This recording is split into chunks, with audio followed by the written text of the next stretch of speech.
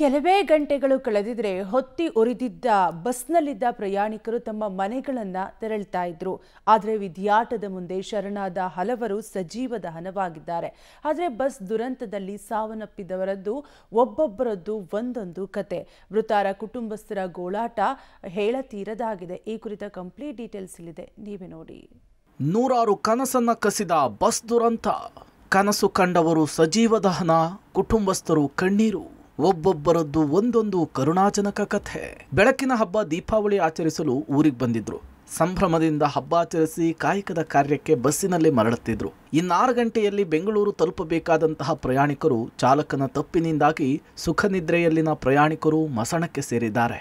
ತಮ್ಮವರನ್ನ ಕಳೆದುಕೊಂಡ ಕುಟುಂಬಸ್ಥರ ಜೀವನದಲ್ಲಿ ಕತ್ತಲೆ ಮೂಡಿದೆ. ಬಸ್ ಭಸ್ಮ, ಕರುಣಾಜನಕ ಕಥೆ. Case study. ತಾಯಿ ಮಗಳು ದುರ್ಮರಣ. ಖಾಸಗಿ ಕಂಪನಿಯಲ್ಲಿ ಕೆಲಸ ಮಾಡ್ತಾ ಇದ್ದ ಮಗಳು. ತಾಯಿ ಮನೆಗೆ ಬಂದಿದ್ದ ಮಗಳು ಚಂದನ. ಮಗಳನ್ನ ಬಿಟ್ಟು ಬರೋದಕ್ಕೆ ಹೋಗಿದ್ಲು ತಾಯಿ ಸಂಧ್ಯಾರಾಣಿ.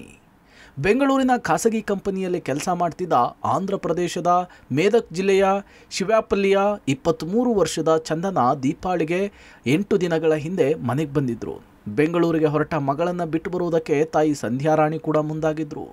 ಗುರುವಾರ ರಾತ್ರಿ ತಾಯಿ ಮಗಳು ಪ್ರಯಾಣವನ್ನು ಬೆಳೆಸಿದ್ದಾರೆ. ಮನೆಯಲ್ಲಿ ಮಗಳೊಂದಿಗೆ ಸಂಭ್ರಮದಿಂದ ಹಬ್ಬ ಆಚರಿಸಿ ಸಂತಸದಲ್ಲಿದ್ದರು. ಒಳ್ಳೆ ಕಂಪನಿಯಲ್ಲಿ ಕೆಲಸ ಮಾಡ್ತಿದ್ದ ಮಗಳ ಬಗ್ಗೆ ಹೆಮ್ಮೆಯಿಂದಿದ್ದ ತಾಯಿ ಮಗಳನ್ನು ಬೆಂಗಳೂರಿಗೆ ಬಿಟ್ಟು ಮರಳುವ ತವಕದಲ್ಲಿದ್ದರು. ಬಸ್ ದುರಂತದಿಂದಾಗಿ ಸಾವಿನ ಲೋಕಕ್ಕೆ ಪ್ರಯಾಣ ಬೆಳೆಸಿದ್ದಾರೆ. ಬಸ್ ಭಸ್ಮ, ಕರುಣಾಜನಕ ಕಥೆ. Case study. ಬೆಂಗಳೂರು ಟೆಕ್ಕಿ ಸಾವು. ಮೇಘನಾಥ್ 24 ವರ್ಷ, ಮೃತ ಟೆಕ್ಕಿ. ಬೆಂಗಳೂರಿನ ಖಾಸಗಿ ಕಂಪನಿಯಲ್ಲಿ ಕೆಲಸ. ಬೆಂಗಳೂರಿನ ಖಾಸಗಿ ಕಂಪನಿಯಲ್ಲಿ ಸಾಫ್ಟ್ವೇರ್ ಇಂಜಿನಿಯರ್ ಆಗಿದ್ದ ಮೇಘನಾಥ್ ದೀಪಾವಳಿ ಹಬ್ಬಕ್ಕೆ ಹೈದರಾಬಾದ್ಗೆ ಬಂದಿದ್ದು, ಭಾಸ್ಕರಾಚಾರಿ ಹಾಗೂ ಸುಶೀಲಾ ದಂಪತಿಗಳ ಏಕೈಕ ಪುತ್ರನಾಗಿದ್ದ ಮೇಘನಾಥ್ ಪೋಷಕರೊಂದಿಗೆ ಸಂತೋಷದಿಂದ ಹಬ್ಬ ಆಚರಿಸಿ ಹೈದರಾಬಾದ್ನಿಂದ ಬೆಂಗಳೂರಿಗೆ ಹೊರಟಿದ್ರು. ಇನ್ನೇನು ಕೆಲವೇ ಗಂಟೆಗಳು ಕಳೆದಿದ್ರೆ ಬೆಂಗಳೂರಿಗೆ ತಲುಪಿ ಕೆಲಸಕ್ಕೆ ಮರಳಬೇಕಿದ್ದ ಮೇಘನಾಥ್ ಸಜೀವ ದಹನವಾಗಿದ್ದಾರೆ.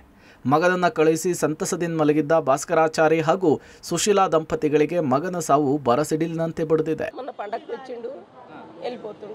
హైదరాబాద్ మళ్ళీ బెంగళూరే వెళ్ళిపోతుండండి. మాకు పొద్దున 6ంటికి తెలిసింది. ఎవరు చేయలేదు, దాంట్లో చూసినాం. ఎవరు ఫోన్ చేయలేదు మాకు. మేము దాంట్లో సెల్లులో వస్తుంటే చూసినామండి. 5 రోజులు చూసుకొని వచ్చిండు. అయితే ఒక్కడే ఉన్నాడు. అక్కడికి వెళ్ళి 5 నెలలు అయింది. ఒక్కడే కొడుకు కాలేదండి.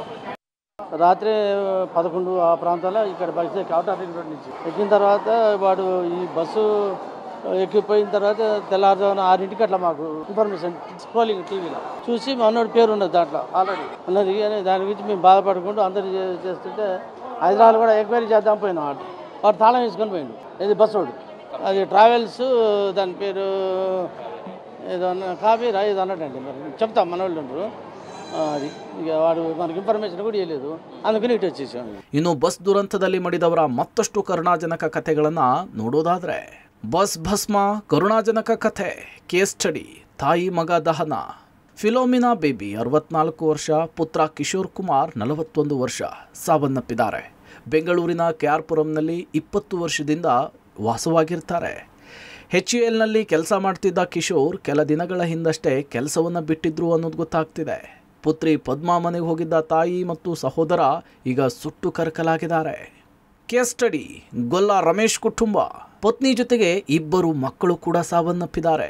ಬೆಂಗಳೂರಿನ ಕಲ್ಯಾಣ ನಗರದಲ್ಲಿ ಈ ಕುಟುಂಬ ವಾಸವಾಗಿತ್ತು ಅನ್ನೋದು ಗೊತ್ತಾಗ್ತಿದೆ.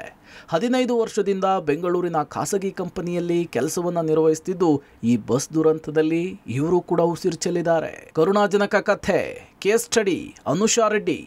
ಮಾರತಳ್ಳಿಯಲ್ಲಿ ಸಾಫ್ಟ್ವೇರ್ ಇಂಜಿನಿಯರ್ ಆಗಿ ಅನುಷಾ ರೆಡ್ಡಿ ಕೆಲಸ ನಿರ್ವಹಿಸುತ್ತಿದ್ದು, ಮಾವನ ಮನೆಯಲ್ಲಿ ಹಬ್ಬಕ್ಕಂತೇಳಿ ಹೋಗಿದ್ರು. ವಾಪಸ್ ಬೆಂಗಳೂರಿಗೆ ಬರೋದಕ್ಕೆ ಇದೇ ಬಸ್ಸನ್ನು ಹತ್ತಿದ್ದು, ಈಗ ಅವರ ಬದುಕಿನ ಪಯಣವೇ ಮುಗಿದಿದೆ. ಬಸ್ ಭಸ್ಮ, ಕರುಣಾಜನಕ ಕಥೆ. Case study. ಗನ್ನಮ್ಮನೇನಿ ಧಾತ್ರಿ. ಬೆಂಗಳೂರಿನ ಸಾಫ್ಟ್ವೇರ್ ಇಂಜಿನಿಯರ್ ಆಗಿ ಕೆಲಸ ನಿರ್ವಹಿಸ್ತಾ ಇದ್ರು ಇವರು. ಮಾವನ ಮನೆಯಿಂದ ಬೆಂಗಳೂರಿಗೆ ವಾಪಸ್ ಬರೋದಕ್ಕೆ ಇದೇ ಬಸ್ಸನ್ನೇ ಹತ್ತಿದ್ರು.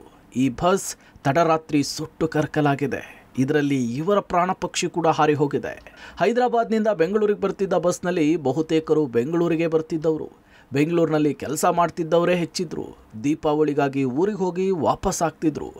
ಒಳ್ಳೆಯ ಕಂಪನಿಯಲ್ಲಿ ಉತ್ತಮ ಹುದ್ದೆಯಲ್ಲಿದ್ದ ಮಕ್ಕಳ ಮದುವೆ ಮಾಡಿ ಸಂಭ್ರಮಿಸುವ ಕನಸಿನಲ್ಲಿದ್ದ ನತದೃಷ್ಟ ಪೋಷಕರು ಬಸ್ ದುರಂತದಲ್ಲಿ ಸಜೀವ ದಹನವಾದ ಮಕ್ಕಳ ಮೃತದೇಹವನ್ನು ಅಂತ್ಯ ಸಂಸ್ಕಾರ ಮಾಡುವ ಸ್ಥಿತಿ ತಲುಪಿದೆ. Amaresh, public TV, Ballari.